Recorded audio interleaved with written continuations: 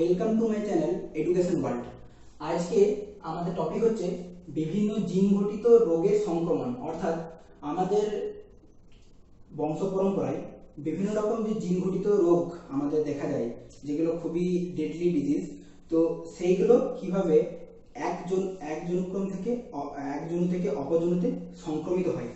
আমরা এখানে এবার জিন ঘটিত রোগ অনেক আছে, সব জিন ঘটিত রোগ সম্পর্কে আমাদের আলোচনা করা সম্ভব নয়।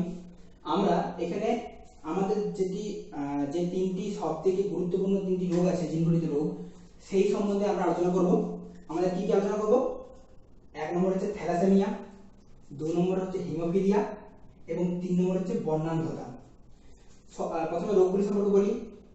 থ্যালাসেমিয়াতে মেইনলি আমাদের কি হয় না, আমাদের রক্তের ত্রুটি দেখা যায়, অর্থাৎ থ্যালাসেমিয়াতে আমাদের ত্রুটিপূর্ণ হিমোগ্লোবিন তৈরি হয়, ফলে আমাদের এরকম সমস্যা হয় এবং এর ফলে আমাদের মৃত্যু পর্যন্ত ঘটতে পারে। 2 নম্বর হচ্ছে হিমোফিলিয়া। হিমোফিলিয়াতে কি হয় না, হিমোফিলিয়াতে আমাদের শরীরে যদি কোনো জায়গায় কেটে যায় বা ক্ষত সৃষ্টি হয়, তাহলে সেখান থেকে রক্তপাত হয় আমরা জানি।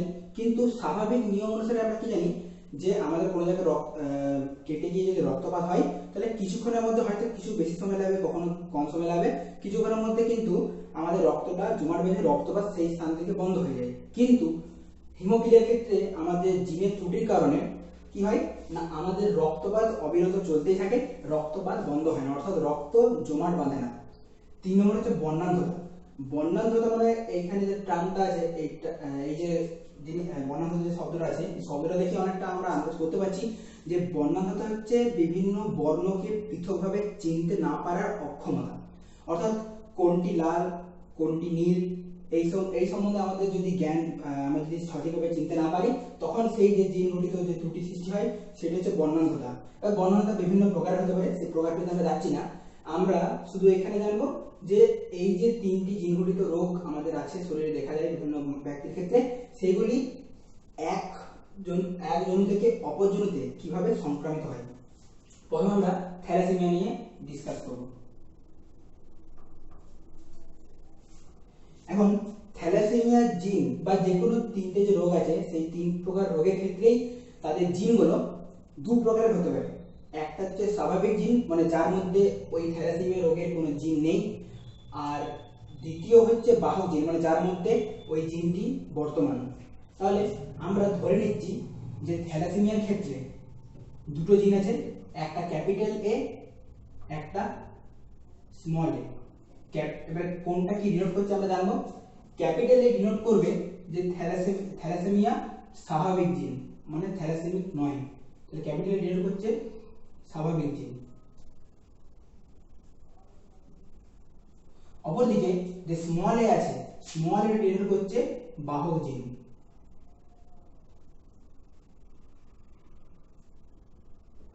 তাহলে ক্যাপিটাল এ মানে স্বাভাবিক জিন, স্মল এ মানে বাহক জিন। এখন আমরা তাহলে একটা ক্রস করে দেখব। আমরা মেন্ডেলের যে সংকরণ পরীক্ষা, সেখানে আমরা দেখেছি তাদের চেকার বোর্ড হয়। এই ক্ষেত্রে একটা চেকার বোর্ডের মাধ্যমে দেখে নেব যে বিভিন্ন কেসে আমাদের কি হতে পারে। আমাদের খুব জোর আমি একটা বা দুটি কেস নিয়ে আলোচনা করব আমরা। আর এক্ষেত্রে স্বাভাবিক জিন আর বাহক জিন থেকে আমরা কি বলতে পারি, কোনো ব্যক্তি তাহলে কোনো যদি স্বাভাবিক ব্যক্তি হয়,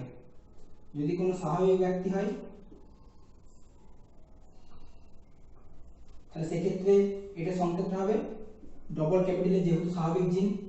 যদি কোনো বাহক হয়, কেউ যদি বাহক হয়, তাহলে হবে এইটি একটি স্মল এ একটি আর ক্যাপিটাল এ একটি। আর যদি কেউ আক্রান্ত হয়, মানে থ্যালাসেমিয়া আক্রান্ত, তাহলে হবে দুটোই স্মল এ। তাহলে আমরা এখান থেকে দেখতে পাচ্ছি যে কোনো যদি স্বাভাবিক ব্যক্তি হয়, তাহলে তার ক্ষেত্রে দুটোই ক্যাপিটাল এ। দ্বিতীয় কেস হচ্ছে যদি কোনো ব্যক্তি বাহক হয়, তাহলে সেক্ষেত্রে একটি ক্যাপিটাল এ একটি স্মল এ, যেহেতু বাহক জিন মানে একটি স্বাভাবিক জিন থাকবে, একটি বাহক জিন থাকবে।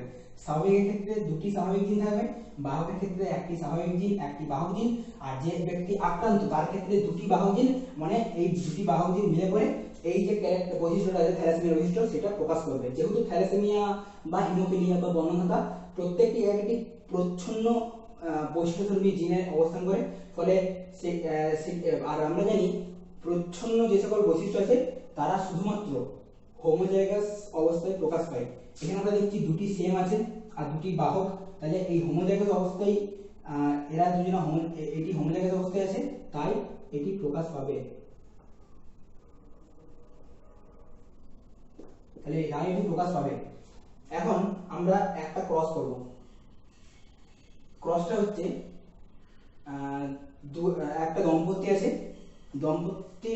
দম্পতি দুজনে উভয়ই হচ্ছে থ্যালাসেমিয়ার বাহক, মানে এইটি থ্যালাসেমিয়ার বাহক।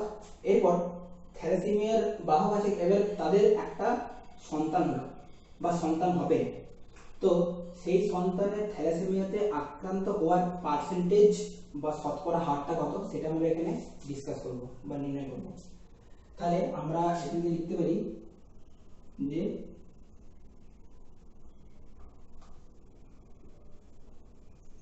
বাহক পিতা, তার সঙ্গে কার সঙ্গে ক্রস করছি,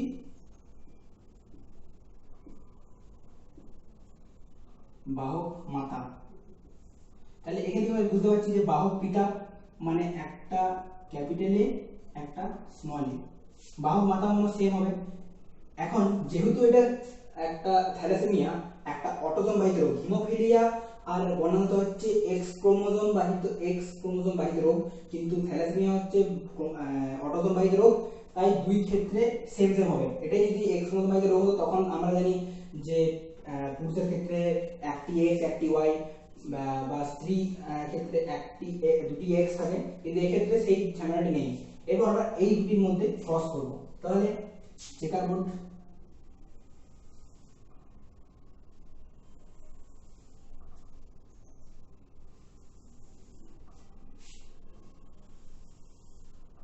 তাহলে এখানে একটি ক্যাপিটালে একটি স্মল এ নিলাম, এখানে একটি ক্যাপিটালে একটি স্মল এ। এরপর আমরা ক্রস করব। তাহলে এখানে যদি এই দুটো ক্রস করি তাহলে দুটি ক্যাপিটালে মানে আমরা কি জানি স্বাভাবিক।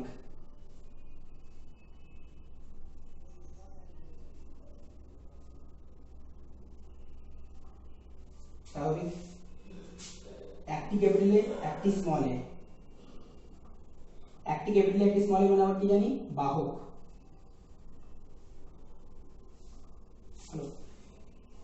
আবার একটি ক্যাপিটালে একটি স্মল এ, তার মানে আমরা কি জানি বাহক।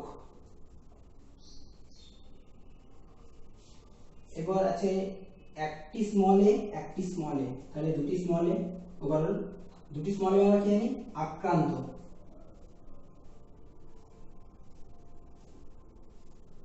এখানে আমরা পুত্র বা কন্যা সন্তানের মধ্যে আমরা ডিফার করতে পারবো না এই ক্রসটি দ্বারা। এটা একটা সিম্পল ক্রস, কারণ এক্ষেত্রে আমরা থ্যালাসেমিয়া মেজর মাইনর এসব কোনো রকম কেস কোনো বিবেচনা করছি না। এক্ষেত্রে একটা সিম্পল মানে ওভারঅল যে থ্যালাসেমিয়া হতে পারে সেটা একটা কেস আমরা ডিসকাস করেছি। এক্ষেত্রে আমরা দেখতে পাচ্ছি যে ওভারঅল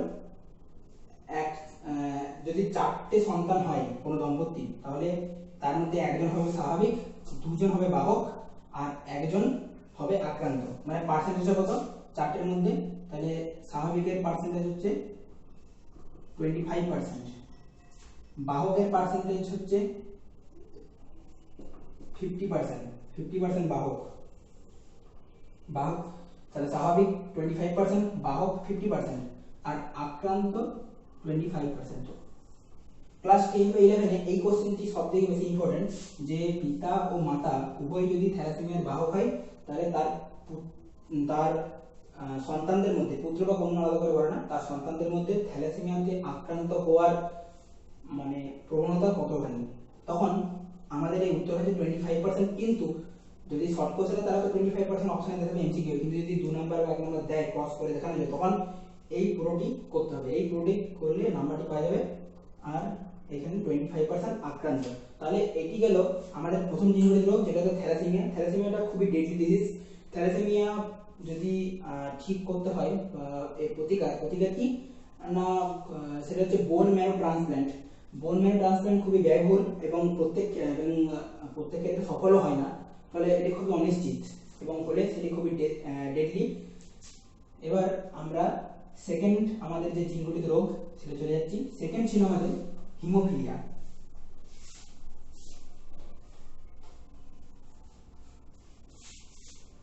দু নম্বরে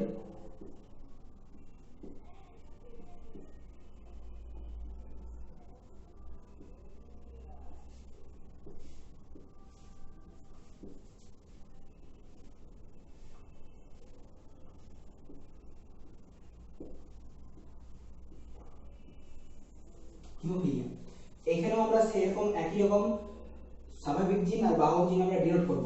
হিমোফিলিয়ার ক্ষেত্রে যদি স্বাভাবিক জিন হলো, যেহেতু এটা এক্স ক্রোমোজোম বাহিত রোগ, তাই ওয়াই ক্রোমোজোমের এখানে কোনো ভূমিকা নেই, বা বর্ণহীনতার ক্ষেত্রে আমরা এরপরে যখন পড়বো তো এখানে দেখবো ওয়াই ক্রোমোজোমের কোনো ভূমিকা নেই, কারণ ওয়াই ক্রোমোজোম এই জিনটি বা হিমোফিলিয়া জিন বা বর্ণহীনতার জিন বহন করে না। তাহলে আমরা স্বাভাবিকটা কি ডিনোট করব, এক্স মাথায় এইচ, এইটা আমার হয়ে গেল স্বাভাবিক জিন। এবার হচ্ছে এক্স মাথায় স্মল এইচ, একটা ক্যাপিটাল এইচ একটা স্মল এইচ, এইচ দিয়ে কেন লিখছি, এই যে হিমোফিলিয়া এইচ দিয়ে আমরা এইচটা লিখেছি, তাহলে এটা হচ্ছে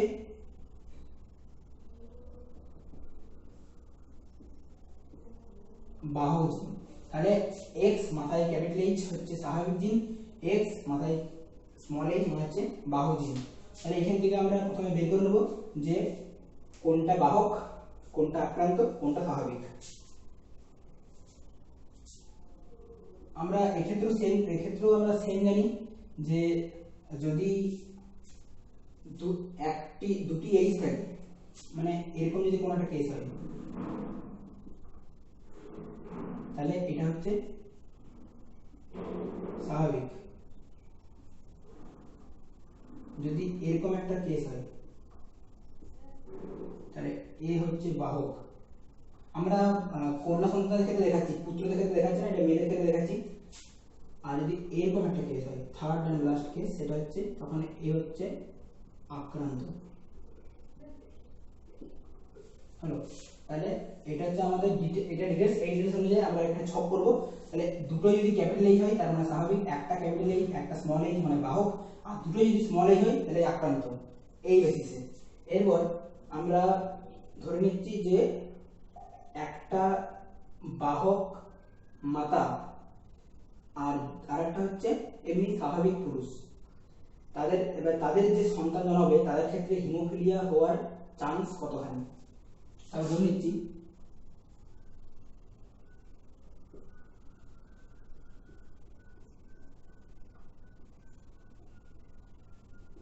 স্বাভাবিক পিতা, তার সঙ্গে ক্রস করছি বাহক মাতা। এবার স্বাভাবিক পিতা, আমি এখান থেকে বের করব স্বাভাবিক পিতা কোনটা। বলেছি ওয়াই ক্রোমোজোমের কোনো ভূমিকা নেই, আর পুরুষের ক্ষেত্রে একটি এক্স থাকে একটি ওয়াই থাকে, যেহেতু স্বাভাবিক তাই এখান থেকে আমরা একটা ক্যাপিটাল এইচ দেবো, মানে এক্স মাথা ক্যাপিটাল এইচ, আর ওয়াইটাকে ওয়াই মধ্যে লিখবো কারণ ওয়াই এর কোনো ভূমিকা নেই।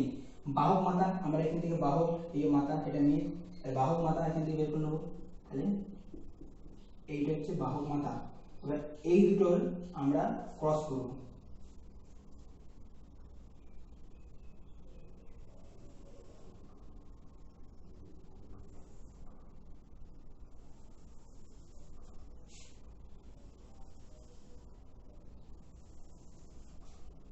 তাহলে এখানে আমি পুরুষটাকে নিয়ে নিচ্ছি, একটা ক্যাপিটাল এইচ একটা ওয়াই। এখানে আমরা মহিলাটাকে নিয়ে নিচ্ছি, একটা ক্যাপিটাল এইচ একটা স্মল এইচ। এবার ক্রস করব, এই দুটো যদি ক্রস করি তাহলে আসবে এইটি। দুটি যদি এইচ হয়, আমি বলেছি স্বাভাবিক, তাহলে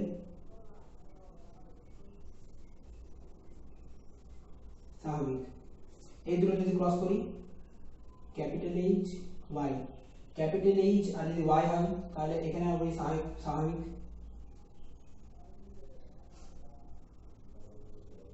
এটা এখানে লিখে দেবো যে স্বাভাবিক কন্যা, যেহেতু দুটো এক্স আছে, এটা হচ্ছে স্বাভাবিক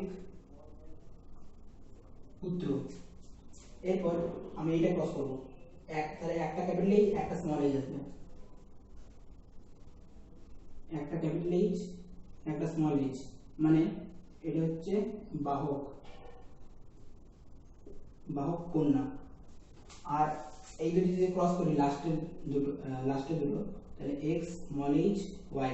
তাহলে আমরা এখানে দেখে নিচ্ছি যে ওয়াই ক্রোমোজোমে তো কোনো ভূমিকা নেই, ওয়াই ক্রোমোজোম বাদ দিলে একটি এক্স ক্রোমোজোমে একটি এইচ অর্থাৎ স্মল এইচ আছে, স্মল এইচ মানে আমরা জানি বাহক, তাহলে এই হচ্ছে আক্রান্ত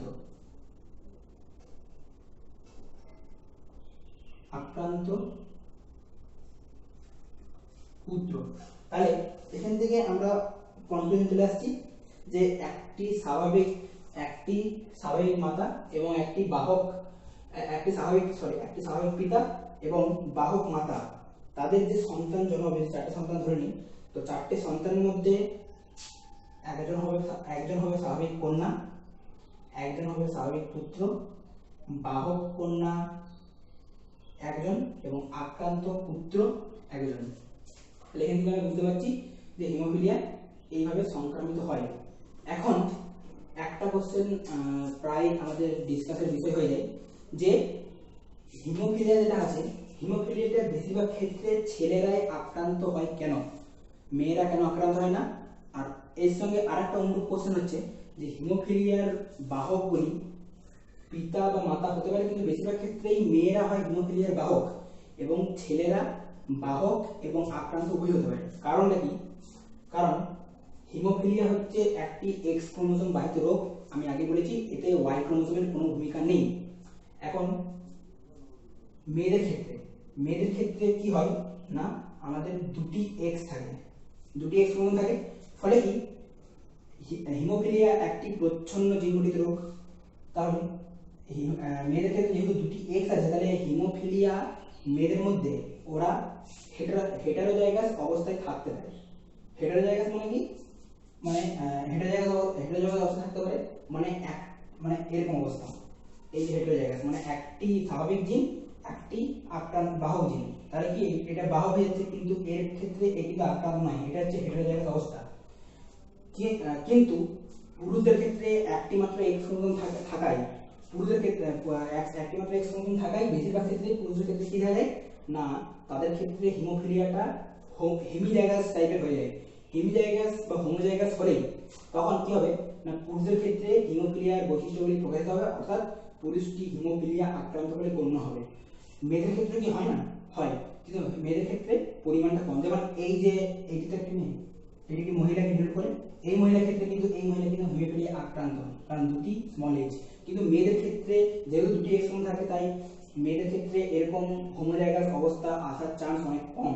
আর যেহেতু এরা প্রচ্ছন্ন জিনগঠিত রোগ, হিমোফিলিয়া বা থ্যালাসেমিয়া বা বন্যতা, তাই এই প্রত্যেক ক্ষেত্রেই শুধুমাত্র হোমোজাইগাস অবস্থাতেই এই রোগগুলি মানুষের মধ্যে প্রকাশ পাবে, নতুবা নয়। আর পুরুষদের ক্ষেত্রে যেহেতু একটি মাত্র এক্স ক্রোমোসোম থাকে, তাই সে তো অলরেডি হেমিজাইগাস অবস্থায় আছে, ফলে তার ক্ষেত্রে প্রকাশ পাওয়ার চান্সটা বা পার্সেন্টেজটা খুবই বেশি বা সম্ভাবনা খুব বেশি। 2 নম্বর হয়ে গেল। এরপর আমাদের থার্ড অ্যান্ড লাস্ট যেটা পড়বো সেটা হচ্ছে বর্ণাঢ্যতা সম্পর্কে। হিমোফিলিয়া আর বর্ণাঢ্যতার সংক্রমণ পদ্ধতি একই রকম, কিন্তু দুটি উদাহরণ দেখালে একটু বুঝতে সুবিধা হবে। হিমোফিলিয়া দেখালাম, এরপর 3 নম্বর আমরা আসছি, সেটা হচ্ছে বর্ণাঢ্যতা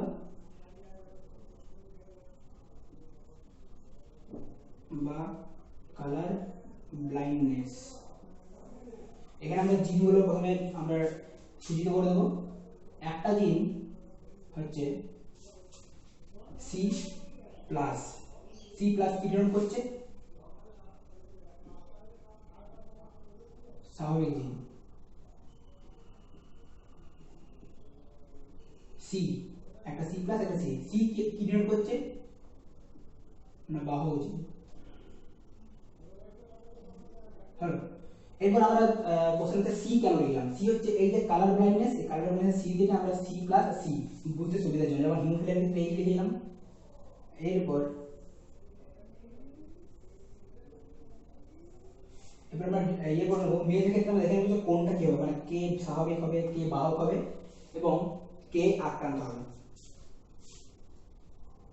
যদি এরকম অবস্থা থাকে দুটোই সি প্লাস মানে স্বাভাবিক, তাহলে এই যে মহিলাটি আছে এ স্বাভাবিক। একটা সি প্লাস আর একটা সি, তাহলে কি এ হচ্ছে বাহক। আর যদি দুটোই সি থাকে তাহলে এ হচ্ছে আক্রান্ত।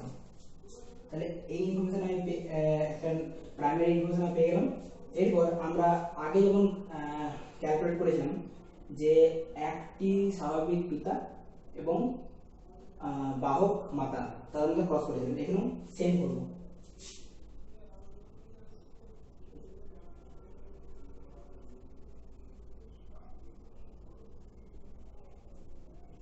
স্বাভাবিক পিতার সঙ্গে ক্রস করছি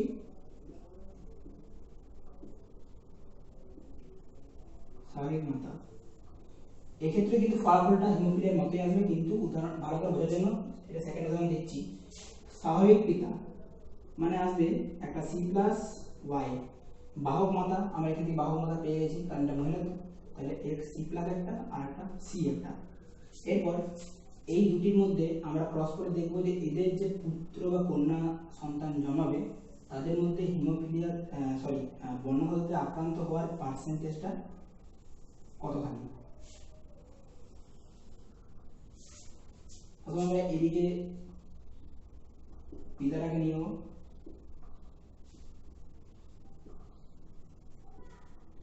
ক্রস যদি করি X C plus X C plus X C plus X C plus মানে কি স্বাভাবিক,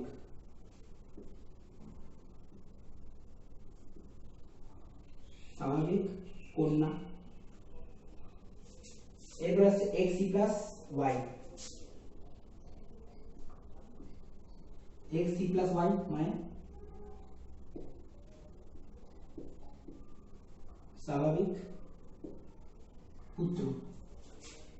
এখানে আসছে এক্স সি প্লাস একটা আর একটা এক্স সি, তাহলে এক্স সি প্লাস আর এক্স সি মানে এখানে এটা হচ্ছে বাহক কন্যা।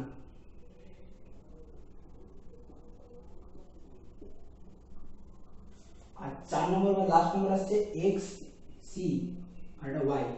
এখন পুরুষের ক্ষেত্রে ওয়াই কোনো ভূমিকা নেই, ওয়াইটা বাদ দিলাম, তাহলে এক্স সি, সি মানে আমরা জানি বাহক জিন, একটা যদি সি আছে মানে হেমিজাইগাল অবস্থা, মানে এটা প্রকাশিত হবে, এই যে বর্ণগত বৈশিষ্ট্য সেটা প্রকাশ পাবে, মানে এ আক্রান্ত হবে। তাহলে এই ক্ষেত্রে আসছে আক্রান্ত পুত্র। তাহলে আমরা বর্ণগত ক্ষেত্রে স্বাভাবিক পিতা এবং বাহক মাতার মধ্যে ক্রস করে পেলাম যে একজন স্বাভাবিক কন্যা একজন, স্বাভাবিক পুত্র একজন, বাহক কন্যা একজন এবং আক্রান্ত পুত্র একজন। এখান থেকে কি আসে না বিভিন্ন রকম আমাদের পার্সেন্টেজ দেবে, যে একজন স্বাভাবিক পিতা এবং বাহক মাতার মধ্যে যদি ক্রস করা হয় বর্ণগতের ক্ষেত্রে, তাহলে সেই ক্ষেত্রে স্বাভাবিক কন্যার সংখ্যা কত 4টির মধ্যে, বা স্বাভাবিক পুত্রের সংখ্যা কত, বা হয়তো বলে দিল যে এইগুলোর অনুপাত বলো, বা বললো যে এইটার পার্সেন্টেজ কত, তখন বিভিন্ন রকম ঘুরিয়ে ফিরিয়ে কোশ্চেন আসতে পারে। কিন্তু আমাদের মেন কনসেপ্ট হচ্ছে এই আমাদের প্রথমে ডিনোট করা যে কোনটা স্বাভাবিক জিন কোনটা বাহক জিন, তিনটে ক্ষেত্রে কোনটা সেখান থেকে আসছে কোনটা স্বাভাবিক কোনটা বাহক কোনটা আক্রান্ত, এবং সেখান থেকে আমাদের যেরকম বলবে আমরা সেরকম ভ্যালু মান জিনিসটা বসিয়ে পড়ে কনসেপ্ট বসিয়ে পড়ে আমাদের এখানে ক্রস মেন হচ্ছে চেকার বডি যদি কারো ঠিক করা হয় তাহলে এইটি বেরিয়ে যাবে। আর এইটি বেরোলেই আমাদের কোশ্চেনের যত রকম ভ্যারাইটি আছে বিভিন্ন রকম ভ্যারাইটি রকম অ্যান্সারগুলো, সেই অ্যান্সারগুলো আমরা এখান থেকে আরামসে দিতে পারি। আজকের ভিডিও এখানে পর্যন্তই। থ্যাঙ্কস ফর ওয়াচিং লাস্ট পর্যন্ত, এবং যদি হেল্পফুল লাগে তাহলে কমেন্টে জানাবেন, কোনো কিছু যদি ভুল হয়ে থাকে তাহলে অবশ্যই কমেন্টে জানাবেন, এবং কেমন লাগলো সেটাও কমেন্টে নিশ্চয়ই জানাবেন। Thank you.